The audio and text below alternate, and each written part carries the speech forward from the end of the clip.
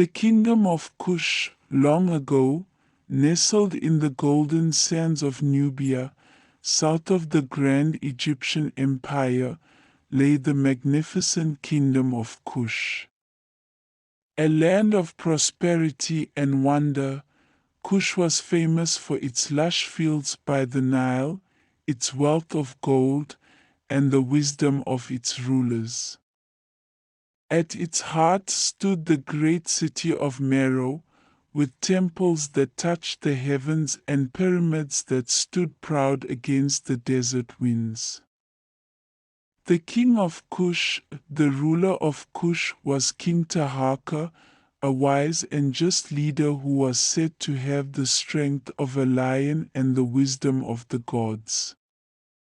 Taharqa was no ordinary king.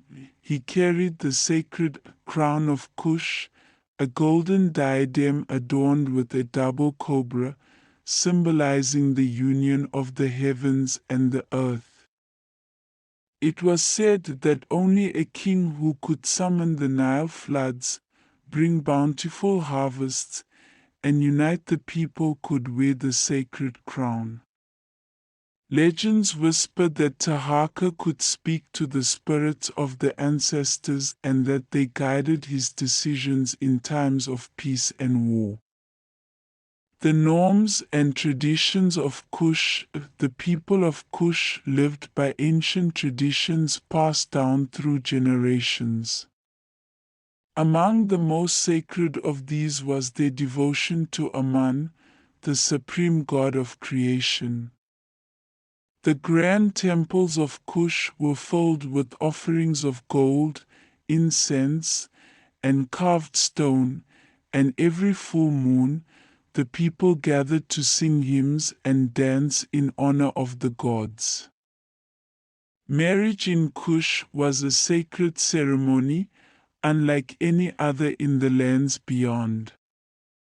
The bride and groom would exchange woven cords, symbolizing their union, and the elders would bless them with water from the Nile, ensuring fertility and harmony.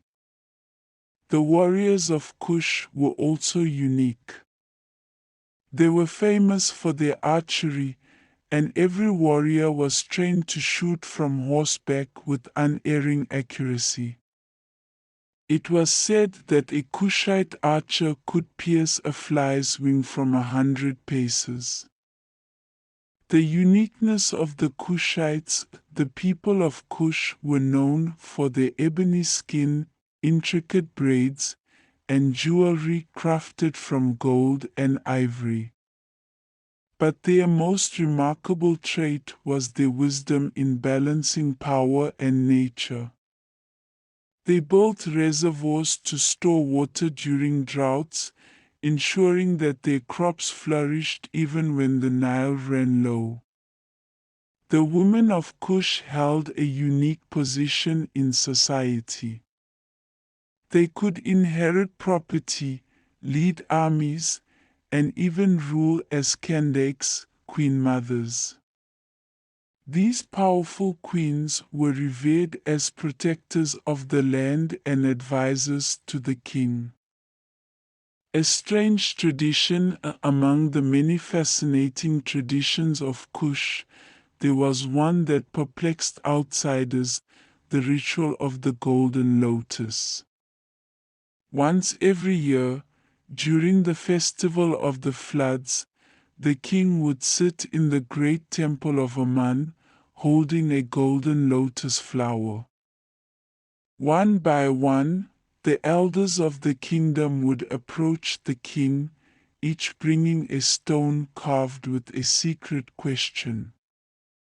The king would touch the golden lotus to his forehead, close his eyes, and answer the question without reading it.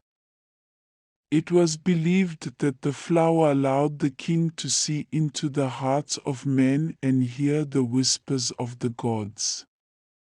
If the answer was satisfactory, the elder would place the stone in the sacred well, where it was believed to grant blessings to the kingdom.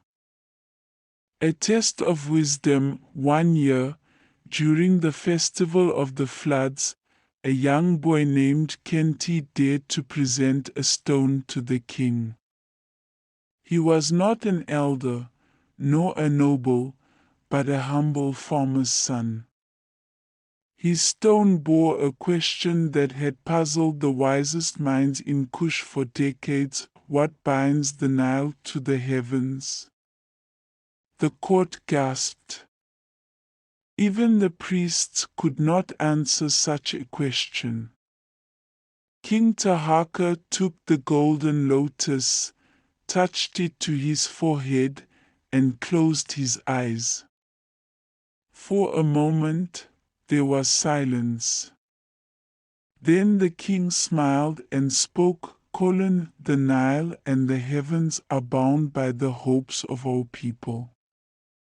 As long as we honor the gods and live in harmony with the earth, the floods will come, and the stars will shine." The people erupted in cheers, for the king's answer had united the spiritual and the earthly in a way only he could. The young boy, Kenti, was celebrated, and the tradition of allowing even the humblest of citizens to ask questions during the festival began that day. The legacy of Kush, the kingdom of Kush, thrived for centuries, and its people became legends in the annals of history. Their traditions, wisdom, and resilience left an indelible mark on the land. And even today, when the desert winds sweep across the pyramids of Nubia, it is said you can hear the whispers of King Tahaka, guiding his people from the realm of the ancestors.